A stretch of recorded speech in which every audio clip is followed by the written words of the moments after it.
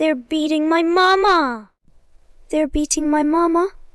This 5-year-old comes screaming into a biker bar like her life depends on it, because it does. Please, you gotta help. They're gonna kill her. Robert drops his beer, gets down on one knee right there. Who's hurting your mama? Sweetheart. Mom's boyfriend and his buddies. She's sobbing so hard she can barely breathe. They're being so loud and they keep hitting her, and every single biker in that place stood up at the exact same time. All 15 Hell's Angels members ready to go to war. That's all Robert needed to know. The little girl points down the street. The blue apartment, the one with the busted window. They could hear it now, the screaming, stuff crashing, some woman just begging for mercy.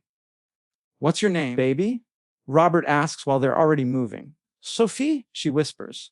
I'm 5. You did real good, Sophie. Real good. Robert turns to Tenny, his sergeant at arms. Call 911. But we're not sitting around waiting. They got to that apartment in like 30 seconds flat. Doors locked. They hear this woman scream, and something heavy just slams into the wall. Tank didn't even hesitate. Kicked that door clean off its hinges. Inside. Total chaos. 3 guys standing over this woman who's curled up on the floor. Blood everywhere, furniture all smashed up, empty beer bottles, drug crap all over the table. And the woman? She wasn't even moving anymore. Sophie, don't look, Robert's trying to tell her, but it's too late. The little girl sees her mom's broken body and just screams. The boyfriend, this skinny tweaker named Derek, whips out a knife. Get the hell out of my house. Your house? Razor's laughing, but it's dark, you know. This lease is in Jennifer's name. We checked before we even came in.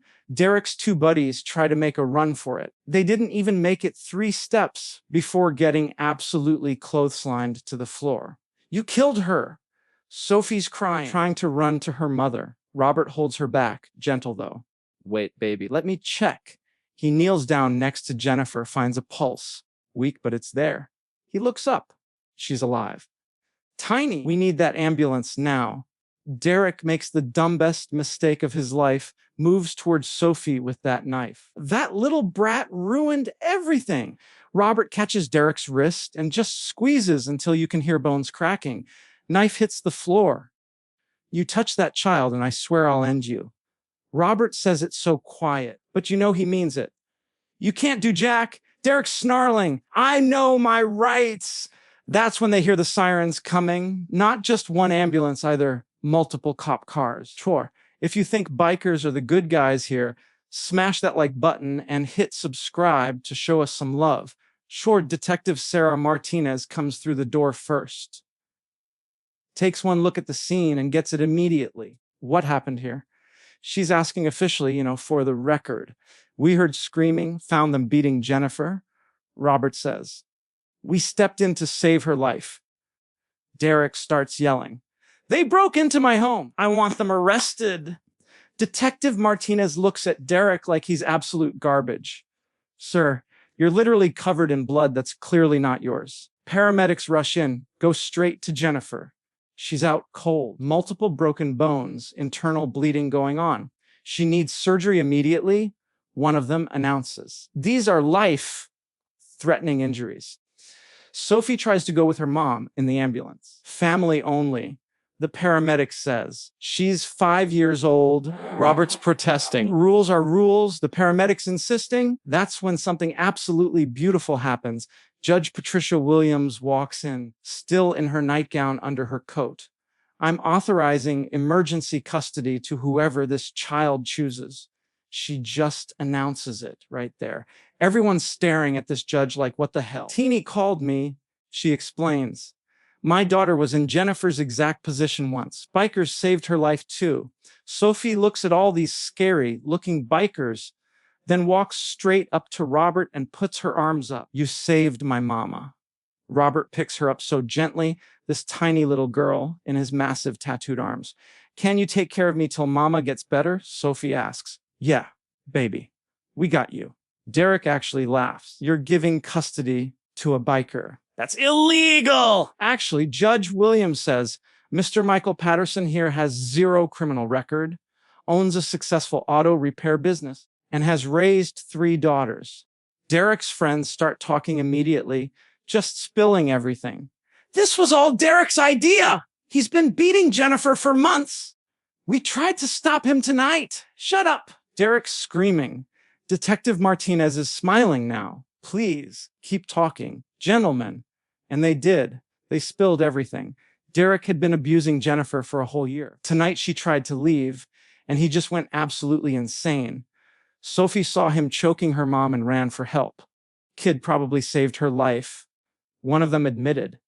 Derek got arrested for attempted murder, domestic violence, drug possession, the whole 9 yards.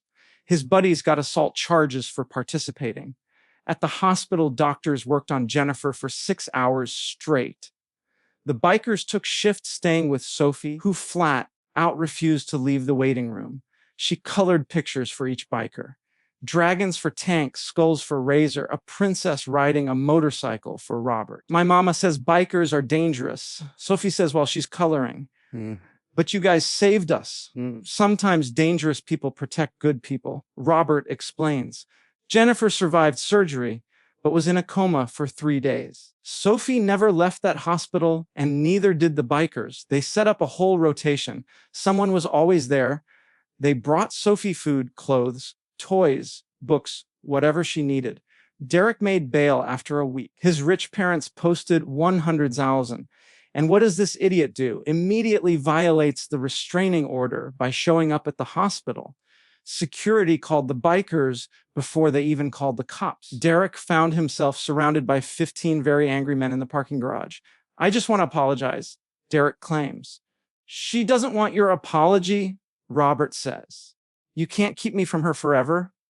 Derek threatens. Tank smiles, but it's cold as ice. Wanna bet? Derek makes another mistake. He pulls a gun. All 15 bikers scatter for cover as Derek fires wildly. He misses everyone but hits 3 cars. That's when Sophie appears in the garage doorway. She'd followed the bikers down. Derek points the gun right at her. This is all your fault, you little brat! Robert didn't think. He just moved. Stepped right in front of Sophie as Derek pulled the trigger. The bullet hit Robert in the shoulder, spinning him around.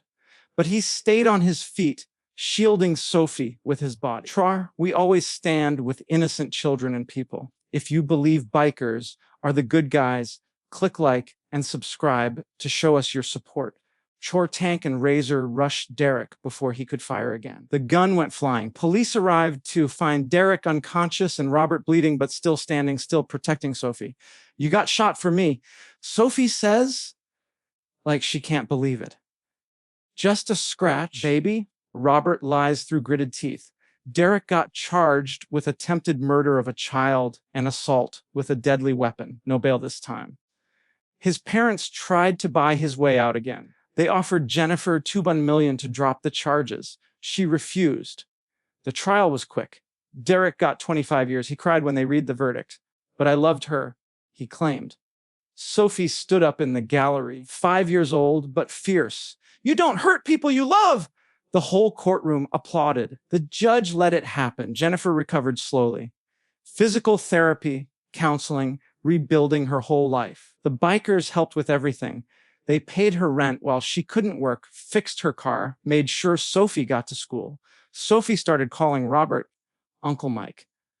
He taught her to change oil, fix bikes, and throw a proper punch, just in case.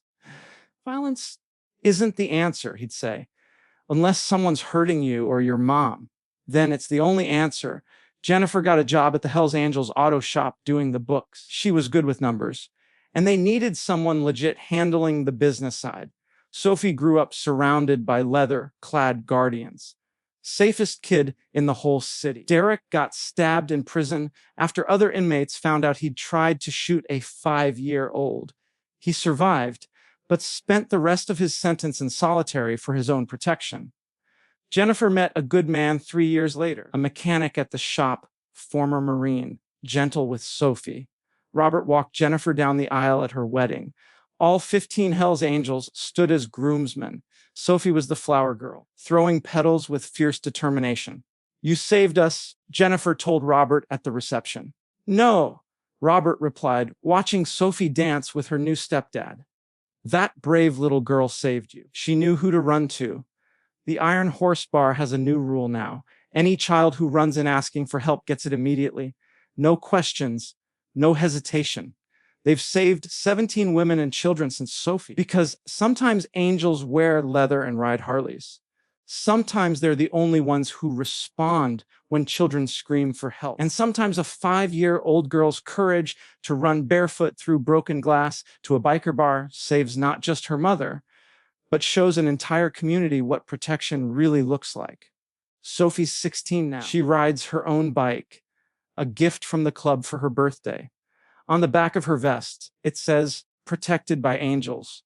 And she is. Sure, if you love biker stories, check out the link in the first comment.